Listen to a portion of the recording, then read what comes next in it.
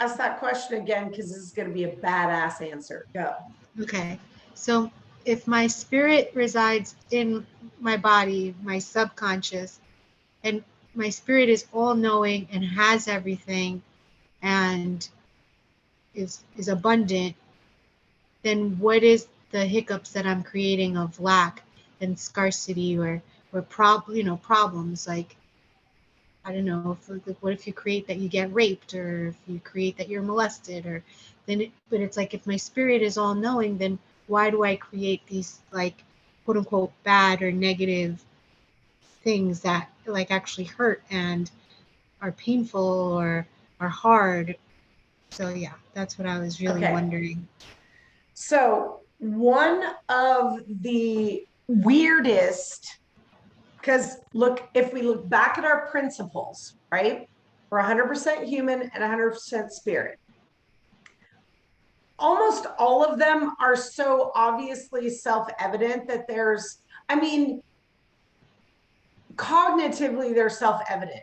The understanding of it, the true embodiment of it, one is part of the process, right? But there's some explanation behind some of them. But for the most part, when we go through the list of our principles, it's pretty much, oh yeah, I can see that. Oh yeah, that makes sense.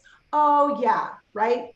Even if we don't have like an innate like, oh, I'm so on board with that, we can get it. The one that is the weirdest, that even when it came out and I was teaching it for the first time, I'm like, guys, I don't really understand this one. All I know is this is what's coming up as truth.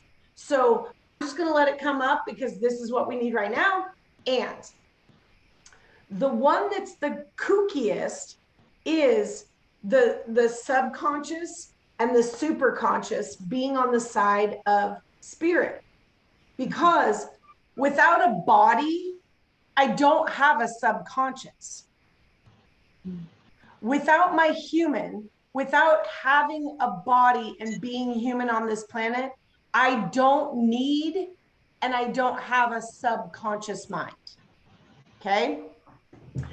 Because the subconscious mind is just a housing unit. Actually, now that I say that out loud, they're all just housing units. They have different um, they have different reasons and what they hold, but our super conscious is the expression of the God energy, the all inside of us, uniquely keeping us on our path. Our cognitive is our human experience of it. The subconscious doesn't really have a job except for to hold stuff. Okay. So when we look at the fact that the law is unconditional from the perspective of information, okay? So the information in our subconscious, unconditional. You want to get raped, you want to get molested, you want to get a car accident, lose your arm, you want to be a bazillionaire, you want to be married to a supermodel, you want to have a baby, you want to sell real estate, you want to sell Girl Scout cookies. The subconscious mind isn't acknowledging a good or a bad, a positive or a negative. It's just a housing unit. Okay. Now, the reason that the subconscious is in our body is because it works in tandem with the superconscious. The superconscious is what knows why we came to the planet, right? I chose, before I got this body, the experience that I wanted to have on the planet. In that experience, what was included in order to get me here was molested as a child. Okay. So in order to get me here, I needed this.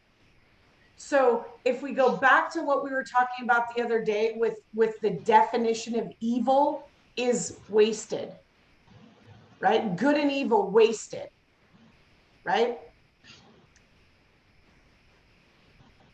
If I don't understand the law and how it all works, I can look at being molested and say wasted, right?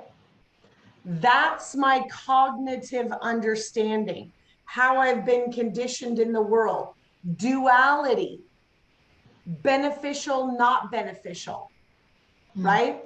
Now, if I'm functioning in wrongness, in any kind of wrongness, that's the waste of being molested. Okay? That's the waste. My cognitive understanding of this would be bad and wrong. Therefore, the results, ooh, let's get really sexy. The karma of this would be trauma. Yes? Mm-hmm. If, however, as my consciousness is unfolding into the reality, which is there is no better or worse. They're like, get molested, don't get molested. Sex is sex, whether you're a baby or an adult, whether you're willing or not willing, right? As I grasp the non-wrongness and simply just, oh, this is what I personally needed on my path to get me where I wanted to go. Well, now this becomes the gift. This is the gift, right? So now when my cognitive stops functioning in the duality of right and wrong and shifts to the duality of beneficial and not beneficial for me on this planet, right? Now, all of this is good and it's leading me to what I wanted to do on the planet, right? Now, the superconscious and the subconscious work in tandem, right? Because the superconscious only reveals from the subconscious what the cognitive is ready to navigate. Based on what? Well, because the superconscious knows why I came to the planet, my cognitive doesn't. Mm-hmm. So now it's an unfolding to my cognitive, my human awareness of the path that I chose to come to the planet to have. If we remove the wrongness, if we remove the evil, if we remove the absence of the one power, now all of this has value.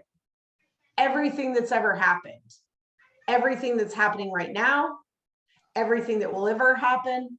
And now when we're functioning from that place that everything has value, what are we doing?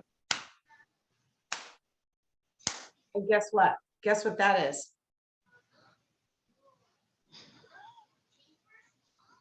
Yeah. Yeah. Cool, Got right? it. Yeah, that is cool. Yeah.